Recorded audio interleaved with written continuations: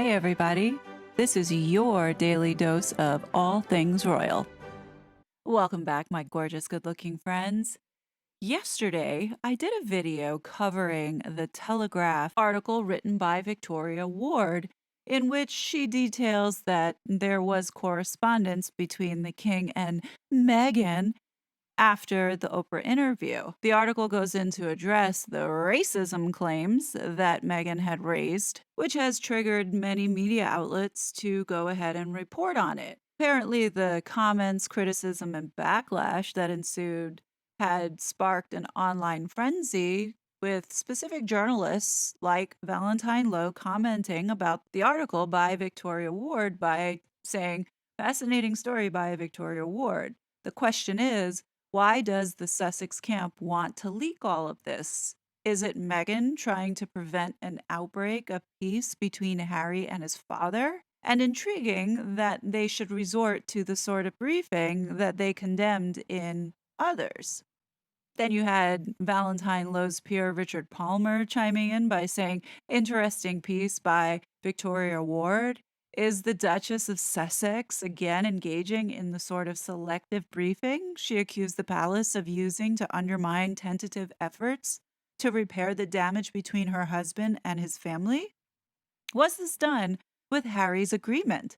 And then Richard Eden had jumped in where he says it's fascinating that details of private correspondence between Meghan and King Charles had been disclosed now, and that it was published by The Telegraph, the one British newspaper praised by Prince Harry in his Netflix show as not a tabloid. As you can imagine, the backlash has been swift against the Harkles because all fingers point to them, as this is something that they have done before.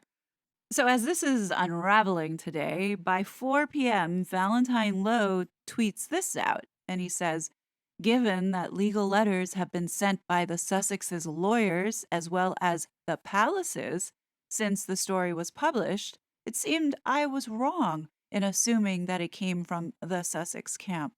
Sorry to all about that, but even more intriguing. Now, I don't know who his source was to confirm. Probably somebody he knew at the Telegraph informed him about this. But just as Valentine Lowe tweets this out, around the same time, the Harkle mouthpiece then posts this on Twitter.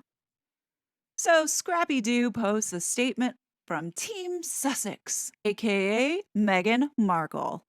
The Duchess of Sussex is going about her life in the present, not thinking about correspondence from 2 years ago related to conversations from 4 years ago. Any suggestion otherwise is false and frankly ridiculous. We encourage tabloid media and various royal correspondents to stop the exhausting circus that they alone are creating. I'm not involved with that. No way. Not me, Meghan Markle." So immediately after that, all of the traditional propaganda arms that Meghan and Harry use start pushing out this narrative that no, Meghan and Harry didn't put this information out, and that the reason why Meghan really is not going to the coronation is because she's putting her child first and staying back for his birthday, which we all know is bullshit. Well, the Telegraph today had been in cover your ass mode, as there probably was a lot of fear that the palace was going to sue them since they had revised this article 5 times, to which, you know, two things that came out of this really was removing the claims around racism. So in the original article, there was a line that was written that said, "However, it is understood that she does still consider the comment to be racist." But in the new revised approved version, it's listed as one royal source suggested that while the exchange was warm in tone, it had not eased the tension between the two sides. Another example of an edit was completely removing this paragraph, where it says in the old version, "While the issues raised during the racism row have never been resolved, the Duchess is said to have moved on and does not hold a grudge." So here's what I speculate might have happened. Now, this is just my theory. I think Meghan got scared when King Charles unleashed his lawyers onto the Telegraph, threatening to sue for libel. And I think that the palace might have called Harry and said, Harry, you need to cut this shit out because your father's going to sue you. And then Harry's probably turning around to the palace and saying, I didn't know anything about this. Somebody from your camp must have leaking and planting, you know how he goes. And then Meg is like, I can't believe that they would think that we would leak such a private letter. And then she probably turned to Haz and was like, don't you see? The British media are out to get me. I've been fed to the wolves by your family again. Quite frankly, H, I'm insulted because I have put my child first and staying back from the spotlight so we could celebrate his 4th birthday. I am the one making sacrifices here, Harry. I don't see that you're making any. Then cue in 3, 2, 1, left eye tear, go. And Meghan is now sobbing on the floor. And I think that this is how it all went down, so she could just get out of being accused of being the one who actually did really leak it. Because 2 days earlier, the same journalist, Victoria Ward, writes a glowing piece about Sentebale and how Sentebale thanks the Sussex squad for fundraising money for the cause. Now, what I find interesting is that this journalist is one of the few that writes these glowing pieces for Meghan and Harry, and it appears that Meghan has markled Victoria Ward. So I'm wondering how this is all going to play out now. I mean, we all saw how they threw Omid Scobie under the bus with Finding Freedom, and let's not forget that Prince Harry did the same to Omid Scobie in the book Spare. So did they throw Victoria Ward under the bus this time around? I know for sure Meghan would to cover her own ass. She would throw her under the bus. What would be important to know is who were the sources that gave Victoria Ward this information? And did she actually have evidence before writing this piece about what was allegedly in this correspondence? Something tells me that she didn't do her due diligence, or she could have been paid a lot of money by the Sussex camp to push their propaganda, which I think the latter is probably what happened. I don't think we're going to hear anything from Victoria Ward because she's probably equally complicit in this situation. I don't think they anticipated on the palace striking back in saying that, this is a reason to back down now because we would take legal action. It's funny, Tessa Dunlop, who is like the ultimate sugar for Meghan and Harry, she writes on Twitter, this is like a whodunit. Who leaked this story to the Telegraph? Is Charles's response really the reason why Meghan is staying away from the coronation? Who was named as the baby color comment culprit in Meghan's letter? People are not stupid. This journalist said it best. For Meghan Markle, the world revolves around her. The coronation is secondary to her agenda. Her allies continue to spin negative stories against royal family, while she and Harry profit from royal titles. The narcissism and hatred is breathtaking. Well, I wouldn't say it's breathtaking. I think it's quite fatiguing, in my opinion. I think more and more people are seeing it and starting to speak up about it.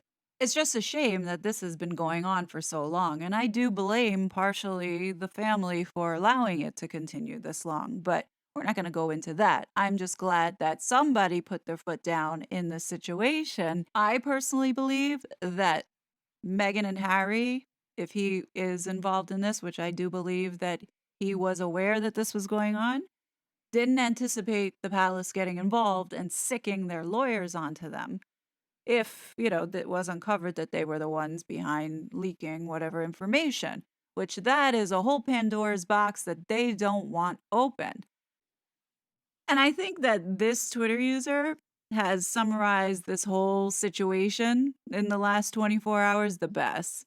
And she writes, so Meg cannot attend the coronation as she is afraid of booze. She is fuming. Then Catherine, on top of that, posts the family pic she wanted to sell. Now She decides to leak King Charles' private letter. FAFO. F around, find out. King Charles sent his lawyers after her and Telegraph yesterday. Now she has a life? Exactly. This is exactly how I feel.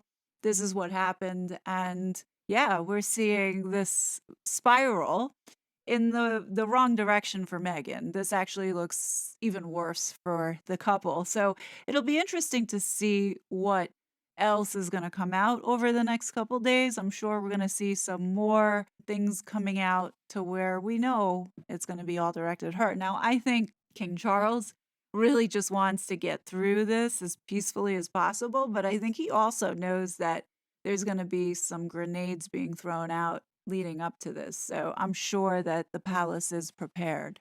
We're just going to have to take this day by day. But moving over off of this topic, I want to share something with you that I found in the Tumblr world, a world that I don't necessarily check out all that often. But today I was quite surprised at what I found, and I had posted this up on Reddit, but I'll share it here. Now, I found this anonymous post, which I found quite interesting. I went ahead and posted it up on Reddit, but figuring many of you may not be on there, so I figured I would read it out here. Please keep in mind that this is blind gossip. Take it with a pinch of salt. None of it I can say is true or false. I just thought it was interesting, and to me, it seems plausible. But it came from the Tumblr account Sassy Frass Boss, and it says, so on Easter Monday, I met up with an old friend of mine. She's kind of known due to her work, but it's unimportant to me, to be honest. But due to her work, she has some friends, contacts, and colleagues across the board and industries. What I've heard is that Doria and Harry do not get along, not one bit.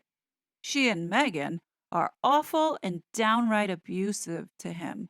My friend knows one of their close friends who is also very shocked by it all. But Doria and Megan know to not leave visible marks. But they are not stupid and have sneakily got evidence of him being threatening and attacking back. Drunk Megan has loose lips. Doria acts like it's her house in Montecito and is a little dictator who thrives on drugs. My friend says that what she heard is that Doria deliberately got Harry into things like ayahuasca, and it's because of her that he's so dependent on drugs.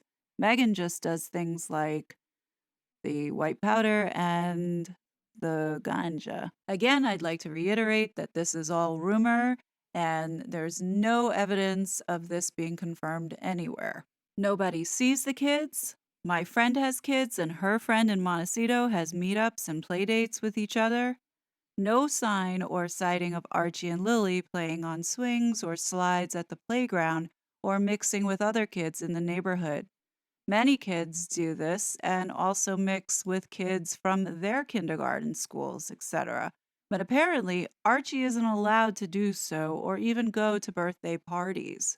To interject that this is really sad if this turns out to be true. I'm sure that being that Prince Louis's birthday is tomorrow and this is making the rounds, don't be surprised if we see Meghan all of a sudden stage some type of play date with Archie and photos get leaked. It's coming. Some of the kids attend the same school and teachers hate Meghan, Harry, and Doria for what they've done to Archie and thankful for the nannies looking after him 24/7. There has been nothing said about a birthday party for him either this year with little school friends.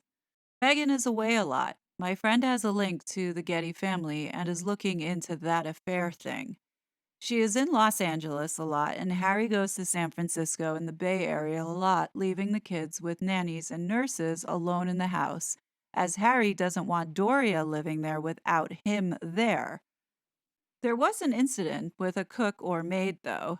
That's become quite well known in Montecito, and everyone laughs at it in a way. But they are definitely finding it harder and harder to find not just nannies, but also cleaners, pool boys, gardeners, etc. Although it's not just money troubles, but the close friend of theirs that my friend knows says that Meghan has been dropping hints of them sleeping separately, not together, and divorcing. It's also true that the school that Archie goes to has been instructed to call him HRH, or His Royal Highness Prince Archie of Sussex. Lily is apparently at an ultra exclusive daycare in Los Angeles funded by Tyler, whom my friend knows. The kids seem to be kept apart from each other and not just other kids. And this person who runs this Tumblr blog says, so the rumors were that Meghan has been living in LA or close to, because Santa Barbara is a couple hours away, right? So if Lily is going to school there, then she has to be close. And that would make a lot of sense. And then she adds in, and I would have to agree that all three of them are not fit in any capacity. I think they do need help. And, wondering how much they pay out for their staff to sign NDAs. I think in order to work there, I don't think they pay them anything for the signing an NDA. I think in order to get the job, they probably have to sign those NDAs. And, I think that in itself is kind of telling, right? But what do you guys think? I find that this is extremely sad if this is really what's going on. And Megan having these two kids really was not out of wanting to have them for the joy of having kids. They really were for her to anchor herself to this family for money and power. And I find that so despicable. And I hope, for the children's sake, that King Charles removes them from this circus that they're in with these titles, as well as from the line of succession, or at least putting their titles in abeyance to where later they should have the decision if they want to. If they're legitimately supposed to be in the line of succession, to make that decision to be a part of the firm.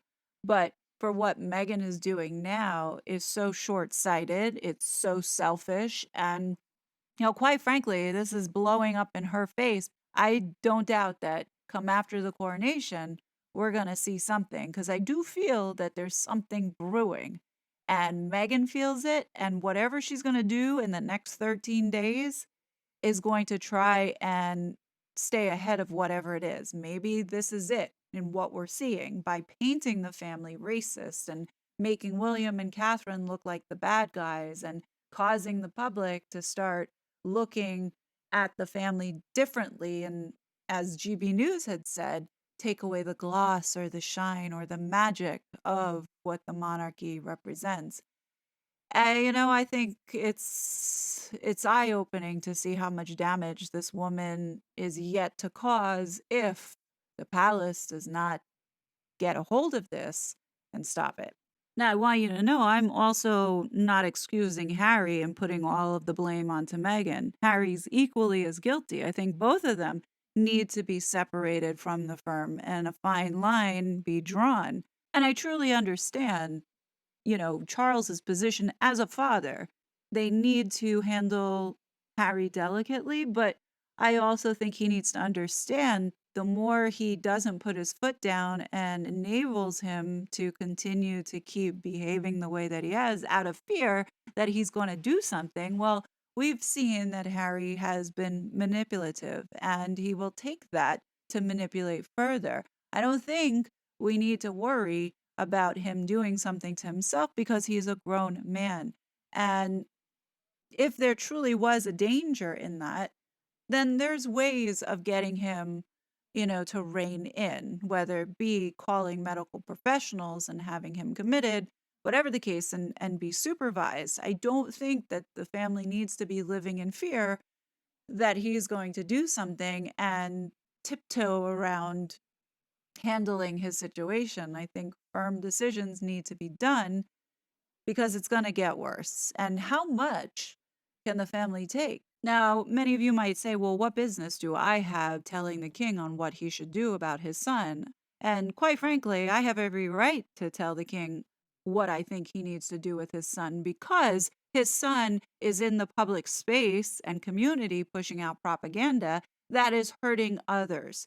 And when I see that there is a need to alert people and create awareness that his influence in society is threatening the safety of people, then that is an important thing that people need to hear. And if you take away his title, you take away the perceived power and privilege that this man has, then you take away the platform for him to speak and cause further damage. This is why I am so vocal about speaking out against Meghan and Harry. It's because I do not like the fact that they are influencing people in the wrong direction. And this is why, when I started from the very beginning, I didn't want this shit coming to my town because it's already here and it's getting worse. People like Meghan and Harry represent what's wrong with this world. And I don't go for it. I just don't. And I'm speaking out because the public has the right to do so, especially if they are coming into our public space and broadcasting the propaganda in the public's face. We have absolutely a right to speak up about it. That's what the beauty of freedom of speech is about. And that's it. That's my thoughts on all of this. But what do you guys think? Do you agree with my thought process around here? I think these two need to go away and get some help and lead a private life and handle their business in private. We don't need to know all that's going on.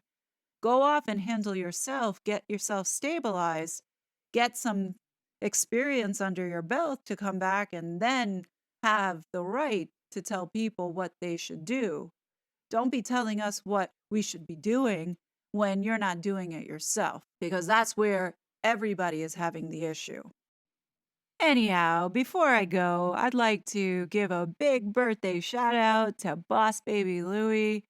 Happy 5th birthday. May you have a wonderful, fun day. These are fabulous pictures, I must say. And gosh, this kid is so stinking cute.